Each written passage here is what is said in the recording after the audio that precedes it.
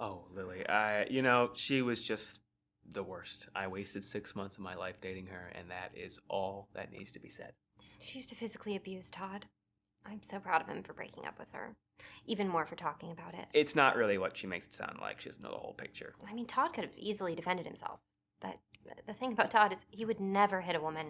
Ever. Well, no real man ever would. Especially Lily. I mean, I don't think I could hit a 95-pound elderly woman either. Yeah.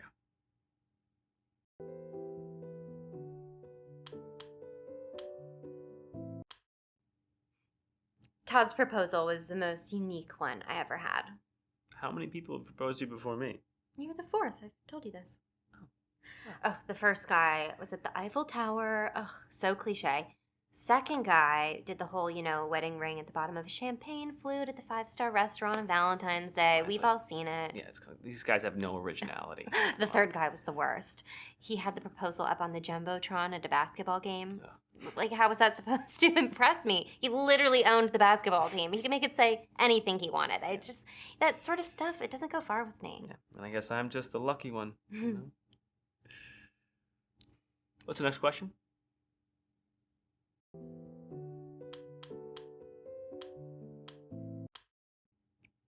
My parents own a small apartment building on the Upper East Side. They let me live there rent-free. I just pay for utilities. Todd's gonna move in with me once we're married. Apricot's gonna have to move out, but it's totally gonna be worth it.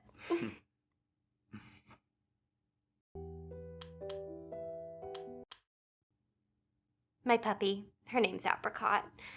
Unfortunately, Todd is severely allergic to dogs, so she can't be living with us. But I'm sure it won't be hard to find someone who wants to adopt an adorable little teacup Pomeranian. I'll miss her, though. I used to date this famous singer. I'm not going to name drop because that's gauche, but you definitely know who he is. A lot of women have been with musicians, and to be honest with you, we all know that musicians are not one-woman men. It was actually pretty serious between us. I mean, he asked me to move in with him. I met his parents. It was kind of the real deal. Oh, well, I guess he was a good one, but I feel bad for her because he broke up with her. Actually, I never told Todd this, but I was still with the singer when I met him. I didn't break up with the singer until we became official. It's crazy to think, if I hadn't met Todd when I did, I totally could have been married to the wrong person right now. So, you cheated on him with me? So I never told you this.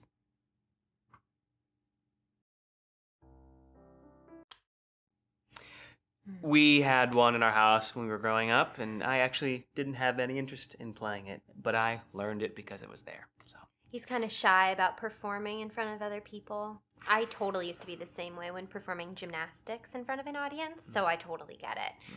He keeps promising he'll play it for me, but he never does. I promised her that I would play it for her birthday, and I will. My birthday was 3 days ago. I meant next year. Holding you to it. Okay. Okay, so Todd was helping me lose weight at the time. She asked me to help. And, I'd asked this of other boyfriends before, and they always dismissed me. They were like, "Hun, you're perfect as you are." And I was like, I don't want you dismissing me. If something's important to me, I want my boyfriend to take it seriously, Again, I was just trying to help. That's all I was. Oh, you did more than that. He tracked my weight loss. He kept a log of everything I was eating. I mean, it was like having my own personal trainer at home. Yeah, it was she laid out everything she wanted me to do. I just did what she asked me to. And there was like this stubborn last few pounds I just could not seem to get off no matter what. So Todd told me he would marry me if I hit my target weight. And that was all the incentive I needed. I shed those last 3 pounds stat. I lost it so fast he didn't even have time to save up for the ring. Well, I thought I was going to have more time. I literally just didn't eat for 4 days. It was all the motivation I needed.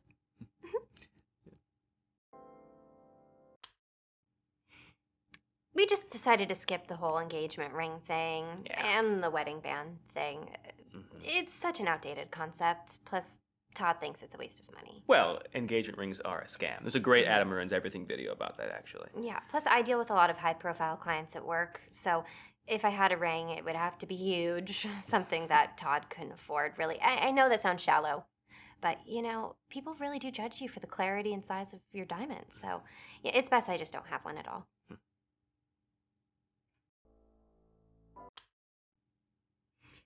Our firm represents a number of well-known clientele. I'm not really at liberty to name names, but there's a few athletes and politicians who you might have heard of. You know, I was actually an athlete. I was the star player on my high school football team. And I would have gone pro. Everyone would know my name, but I had a knee injury, so. Oh, yeah. I mean, look at him. He would have totally made the NFL had it not been for the injury. I mean, once he kicked a 20-yard field goal in a high school game, like, that is extremely unheard of, from what I understand.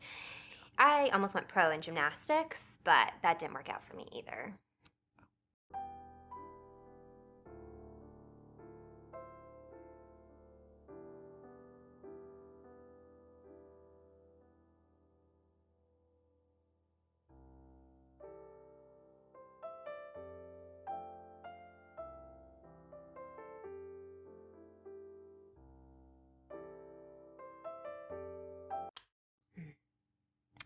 When I was very little, I trained under the famous Italian gymnastics coach, Sergio Endolini. My parents were convinced I was going to make it to the Olympics. I had the leotards Stop. and... That's enough. Sergio Endolini isn't a real person, all right? We're not married. The only reason I said we were married is because I wanted to get a free room upgrade at the hotel. As you can tell, he's a cheapskate. Well, as you can tell, she is a hooker. Okay, I'm not a hooker. I am a sex worker. Oh, so I'm and we didn't even have sex because you were busy crying the whole time. Not true, not true, not true. No, it is kind of true. The only reason I'm still sitting next to this person is because I wanted to be paid for this book, so... And now, you've ruined it, so thank you. I ruined it. Yeah, You're did. the one who made me look like a complete loser. He kind of is. You know what? I'm sorry for wasting your time. Goodbye. Can I still get paid?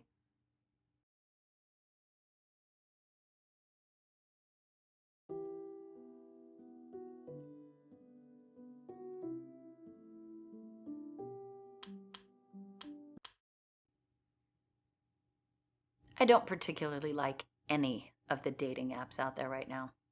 They're all designed to let you chat with the person before you meet them. If you chat with the person before you meet them, then you find out how horrible they are and you don't want to meet them. Then you don't even get the social rewards of having gone on a date. You know what I want? I want a dating app where you don't ever have to go on a date.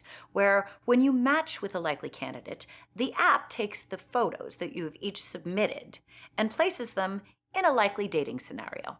Then it returns the photo to you. You can put that photo on your social media platforms, and it looks like you've been on a date. And you've never had to go on a date. Everybody wins.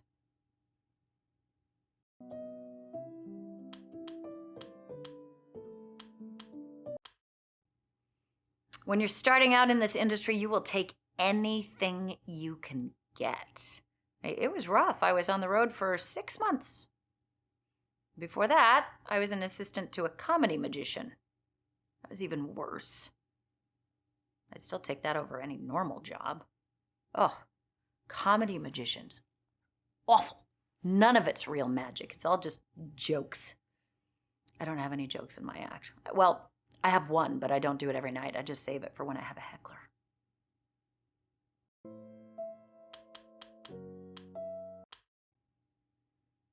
The fact that hecklers are still a thing is proof that society is a failure. I don't know why we still allow them to exist. I have a good way of dealing with them, though. Whenever we get a heckler that's too bad, it's really bad, I motion to the other assistants and they notify the magician. And they invite the heckler up on stage to help us with our next act. So I bring out a specially made tall box, and the magician announces that he is going to make the heckler disappear. We put them in the box, we wrap the box up with chains, and we wheel it off stage. The audience loves it. They laugh, they clap, the heckler's never heard from again. Works great. And then backstage, I feed the heckler to my alligators. I don't have alligators. The box only opens one way. I push it up against an exit door, and when the heckler opens it, they can only leave. I've gotten exactly 2 negative Yelp reviews. Worth it.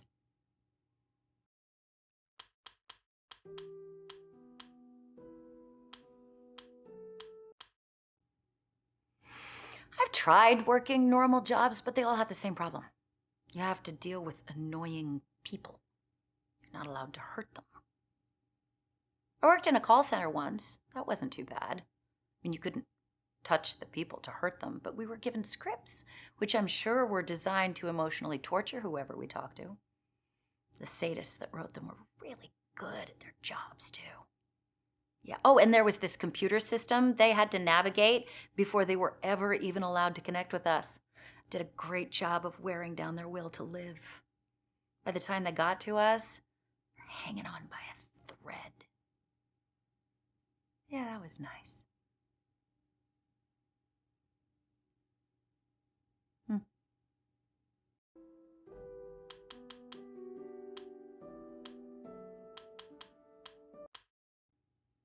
Every aspect of our society has failed. Look at politics. We live in a democracy that is so divided, no matter who gets elected, half of the population is going to be miserable and angry. Families are divided. Lifelong friendships are torn apart. We are so at odds right now that left and right Twix don't even come in the same package anymore.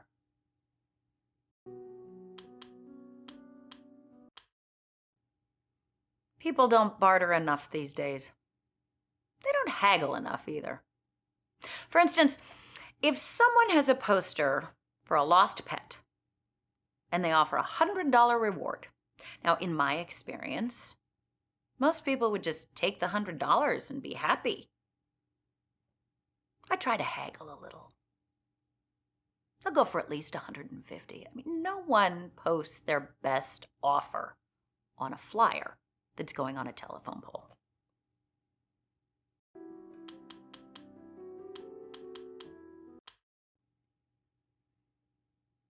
Most people are annoying. Some people take it to a whole new level. Some people are professional at it. Like those people who work in lotion kiosks at the mall. They know their product isn't any good. If it were any good, they would sell it in a store. But no, they're at a kiosk, harassing people who walk past until someone is so guilty that they can't just ignore them, and they stop. And then the lotion people start putting lotion on this poor chump. And it's awkward. And the person can't get away. And they massage them. And it's awkward. And the person can't get away.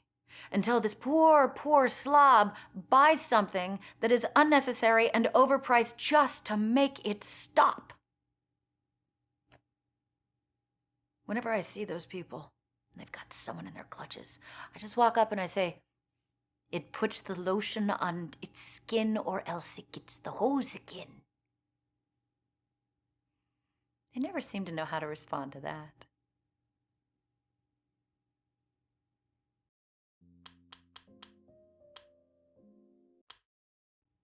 Yeah. I return lost pets to their owners as a side hustle. See, whenever I see a flyer that has a reward offered and a phone number, I take it down. And then I post the flyer with my phone number and I offer half the reward. Then someone else finds the pet, returns it to me. Then I do a nice little markup, call the original phone number, and reunite the pet with its parent for a profit. Does very well.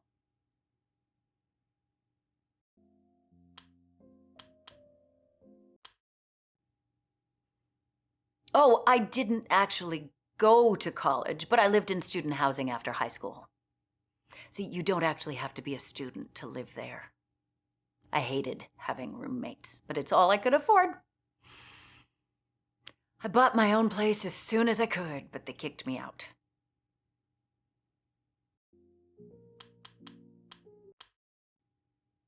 I bought a burial plot. No one told me I wasn't allowed to move in until I was dead. That is a stupid rule. I should have sued them. But they agreed to give me my money back as long as I took my coffin and left.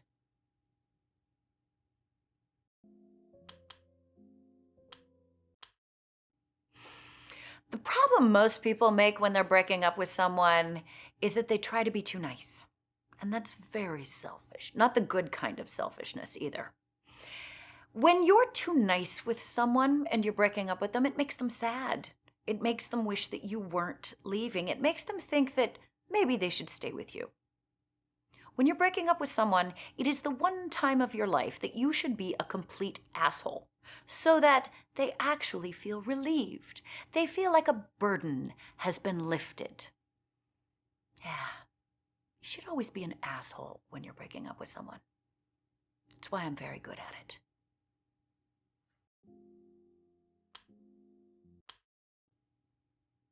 Everyone talks about selfishness like it's some sort of sin. Selfishness is necessary. Everyone wants good-paying jobs.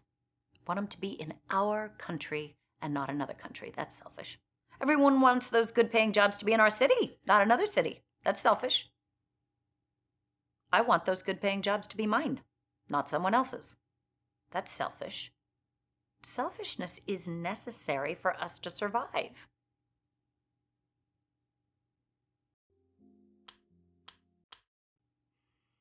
There are people who talk all the time, even when they have nothing to say. If you have nothing to say besides hello or hi, why talk? I really don't enjoy misguided politeness.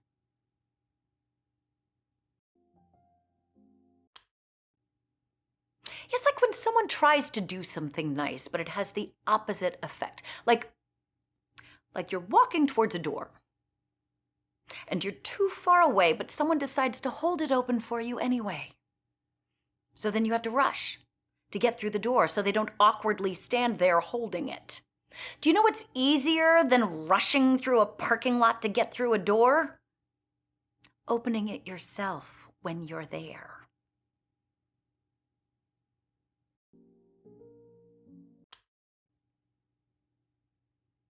No one ever uses real magic in their magic act.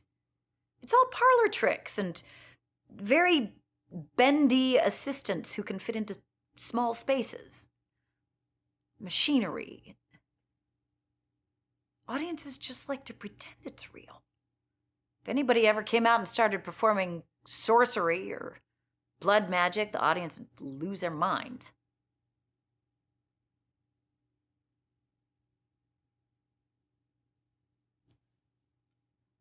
That'd be nice. High school is awful. I mean, you undergo years of traumatic experiences, and then when you finally escape, they invite you back for a reunion so that you can go spend more time with the same people who made your childhood traumatic. I don't understand it. Do survivors of other traumatic experiences have reunions? I mean, do people who lived through a plane crash get together and reminisce about the turbulence they experienced before it all went pear-shaped?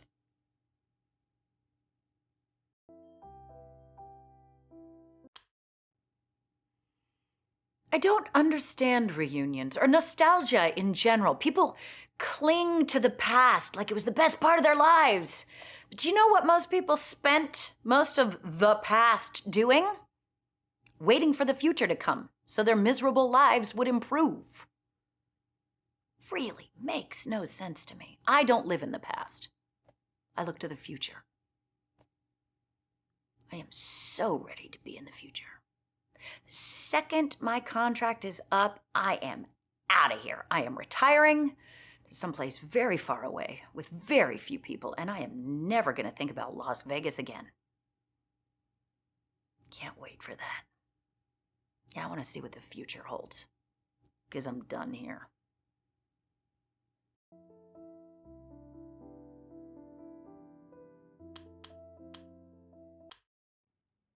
I met Orville Redenbacher at the airport once. It was awesome. He was in line trying to get his luggage, and I thought, should I approach him or should I not? You know, I imagine a famous popcorn magnate like that is probably constantly having groups of people swarming him, trying to get his autograph. But anyway, I decided to go for it. So I went up to him and I said, "I love your popcorn commercials." And he was really flattered and turned out to be a super nice guy. He even signed my cast.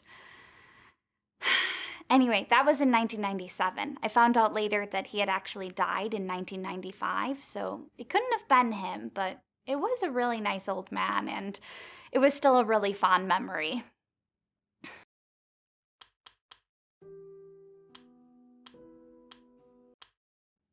I worked at a really fancy pizza place that had a big dining room and everything. It was great. Anyway, the owner, my boss, was trying to sell it, so the potential buyers were coming in to see it and to go over the books. The owner said that we had to look as busy as possible when they came in to make a good impression, so anytime there was extra space in any of the pizza ovens, we just started making cheese pizzas. I was given the cheese pizzas anytime I was making a delivery, and I was told that I needed to just throw them in the dumpster, but I felt really weird about doing that because the town had a lot of homeless people. So instead, I decided to do a good deed and pass them out to them instead. After the potential buyer had looked through the restaurant, he was being driven back by my boss to his hotel room, and on the way, I guess they saw about 20 homeless people with our very distinct pizza boxes. I don't know what he thought, but he didn't end up buying the place after all, and I lost my job.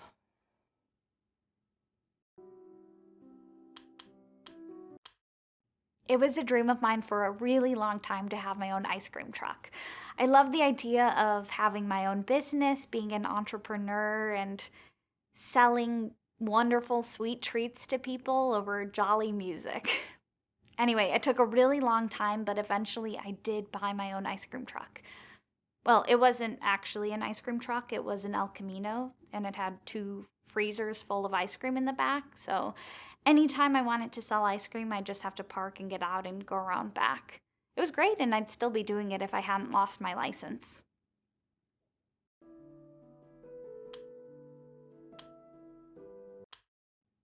I got a job at a pet shop, but I only worked there a few weeks before I got fired, unfortunately.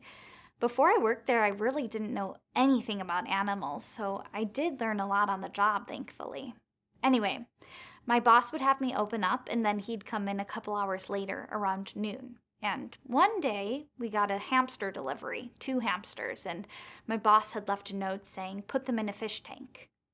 The thing is, my boss didn't specify it was supposed to be an empty fish tank, so I put them in a fish tank that had fish and water in it. It also had a lid on the top.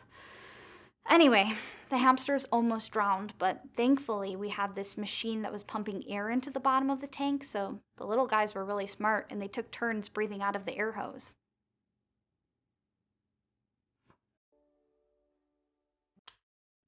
I wasn't just selling ice cream out of my El Camino, I was also living in it. The ice cream chests in the back were plugged into the cigarette lighter inverter, so the engine had to be running at all times so that the ice cream wouldn't melt. This made it really hard to sleep. Anyway, one night I had a few drinks and I was trying to sleep, and of course the engine was still running so that the ice cream wouldn't melt, and a policeman came over to see what was happening. I didn't know this, but you can actually get a DUI if you're drinking while your engine's on, even if you aren't moving, so I ended up being sent to prison.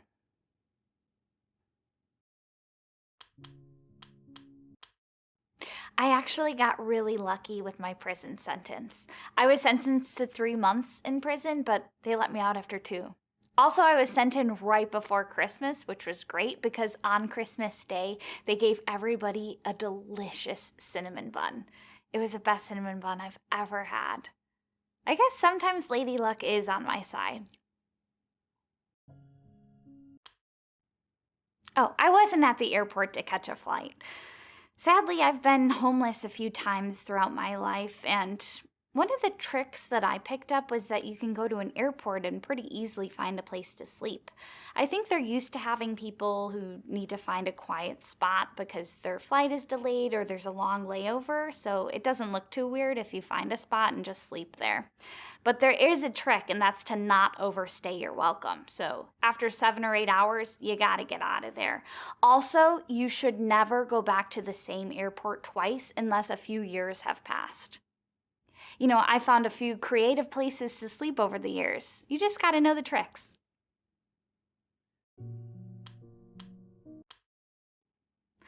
A lot of homeless people will choose gas stations and fast food restaurants to sleep at overnight, but I think that's actually a really bad idea because they're out in the open and the employees are probably going to have to kick them out. So when I was homeless, I always made sure to find a very hidden spot. So, for instance, I once worked at a fast food restaurant and I noticed that there was a ladder out back. So I climbed it and there was a beautiful roof that I could sleep in. Anyway, I slept there every night that I was working there and just made sure that no one saw me go up and no one saw me come down. So I had my smartphone, thankfully, to set an alarm to make sure that I'd be down in time and also get to work in time. It was working really well for a few months, but then eventually someone did see me go up on the roof. They figured out that I was sleeping there and I did get fired, but, I can't really blame them. I always thought that smartphones were such a waste of money, but honestly, once someone told me about the food delivery services and how much money you can make doing those, I had to get one. And I'm glad I did. It worked really well for a few days when I had my car, but sadly, all those miles really wore it out and I had to bring it into the shop and I just couldn't afford the repairs. So I ended up just getting a bus pass and that was how I was making my food delivery runs. Didn't work quite as well. Actually, sometimes I would have to transfer to multiple buses, so it ended up taking like an hour to deliver something. Eventually, I just kind of stopped doing it. I wasn't making any money. I broke my arm at the zoo. You know those signs that warn you not to feed the animals? Well, you should really pay attention to those. I tripped over one, landed on the sidewalk, and broke my arm. It was okay though because I had an appointment at the hospital later that day anyway, so I just had my doctor fix my arm then. Oh, I've been to the hospital a lot. I tend to get hurt pretty easily. I've had so many x-rays and MRIs. I'm surprised I don't have superpowers. I've broken a few bones over the years. I've been in all kinds of accidents. A hunting accident, a skydiving accident, normal stuff like that. I broke my leg hunting. I was sitting in a tree with my friend and we had a few drinks and she told a really funny joke. Anyway, I was laughing so hard that I lost my balance and I actually fell out of the tree right on an 8-point buck. They still gave me credit for the kill.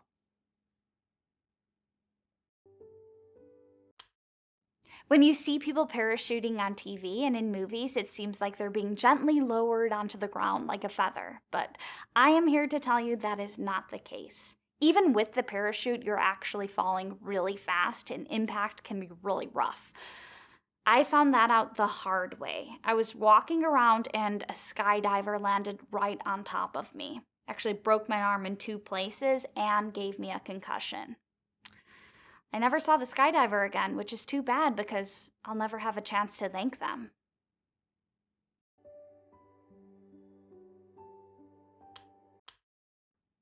A bear walks into a bar and says, "Give me a whiskey and a cola." The bartender asks, "Why the long pause?" The bear shrugs and says, "I don't know, I was born with them." Well, if it weren't for them landing on me, I wouldn't have gotten a concussion, so I wouldn't have gone to the hospital, and they wouldn't have given me an MRI, so I never would have found my brain tumor. They say there's nothing they can do for me, but at least now I know I only have 3 or 4 months left to live, so I can start checking things off my bucket list.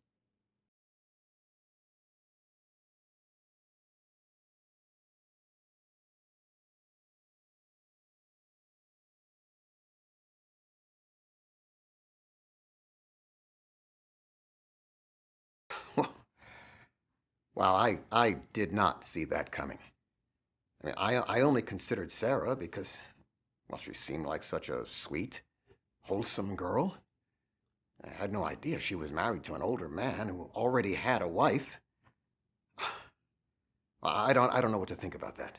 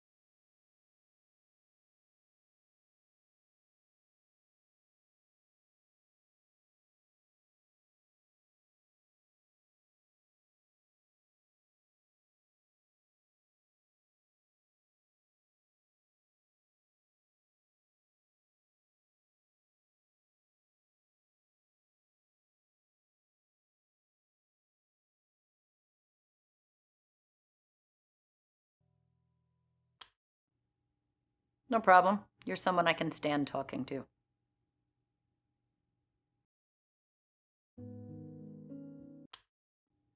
Okay.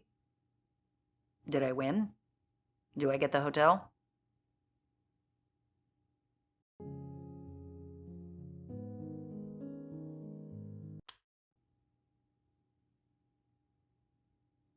Cool, I can do that.